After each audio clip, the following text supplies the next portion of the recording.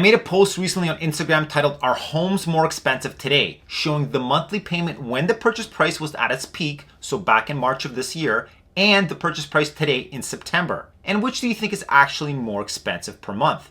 Let's talk about it.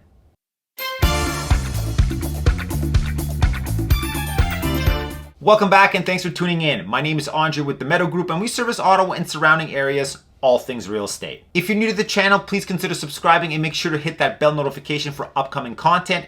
And of course, don't forget to smash that like button. And if you'd like to book a one-on-one call with me to chat more about the market, there's a link in the description below. If you guessed that the monthly mortgage price today is more expensive, you're right.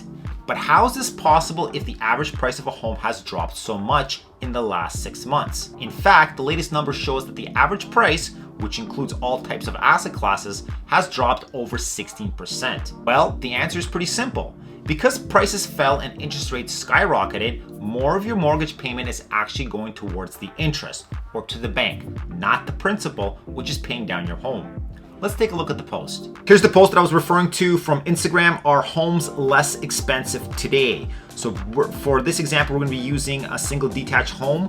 The purchase price back in March, which was our peak market, was $915,000. Today in September, it is $745,000. Again, a huge drop in just 6 months. The interest rates we'll be looking at is on a 5-year fixed 25-year amortization. In March, it was 2.49%. Today, it is 5.34%. The down payment for this example, we're using 20%, so $183,000 in March and $149,000 in September. Now, this is what I want you to take a look at, and that is the monthly payment per month. So even though the homes back in our peak market were more expensive, the monthly payment comes out to be much smaller than what they are today. So yes, even though the home prices have dropped, $745,000 is the average. The interest rate is higher, the down payment is lower, but your carrying cost or your monthly payment is about $300 more expensive. If you'd like to check the approximate monthly payment for any type of different asset classes, or if you know what your rate is and what your down payment is, head over to any mortgage payment calculator. I'm using the one here from ratehub.ca. All you got to do is plug in some numbers. So let's say you're looking at $500,000. You're looking at a 22% down.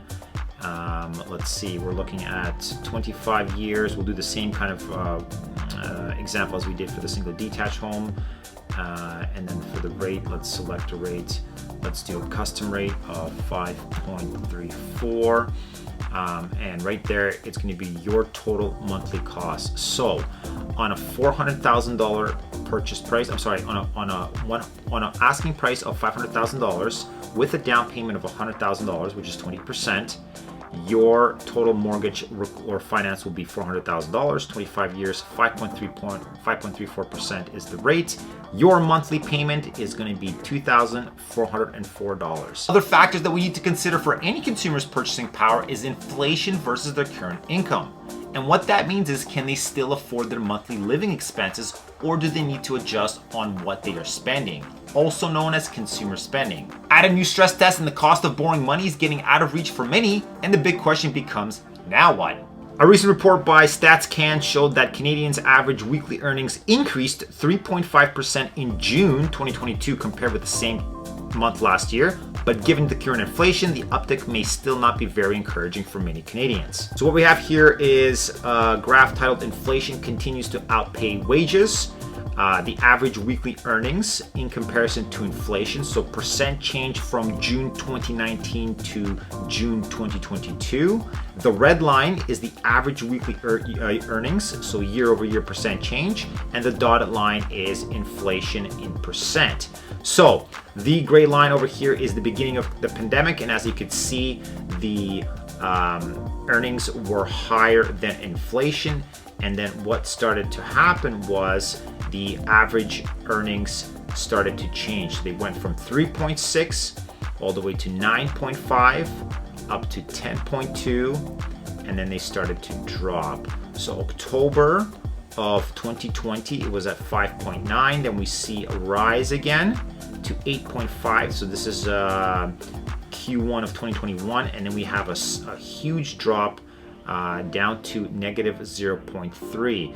And as we look at the inflation line, the dotted line, as you can see, it is just starting to rise. So now we're playing a game of where inflation is higher than earnings, which is the red line over here.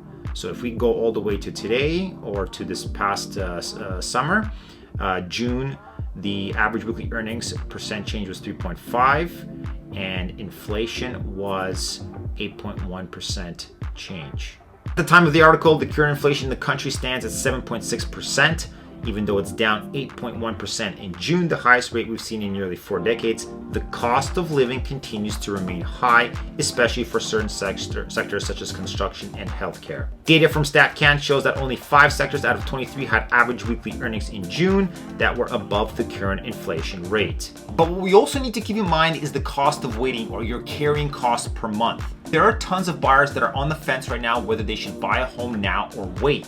And the reality is no one can time the market. But what we do know is the average cost of some asset classes are starting to rise, as we saw in August. I'll link that video above. And the number of sales or transactions are also rising, which means that demand is coming back into the market. In our industry, we call that the cost of waiting. What do you think? Will interest rates start to drop soon? Will we see more rate hikes before the year ends? Bank of Canada has 2 more announcements coming up. Or will buyers start coming back into the market and taking advantage of the home prices today before they possibly start to rise again? Drop your comments below. Thanks for watching and catch you in the next one.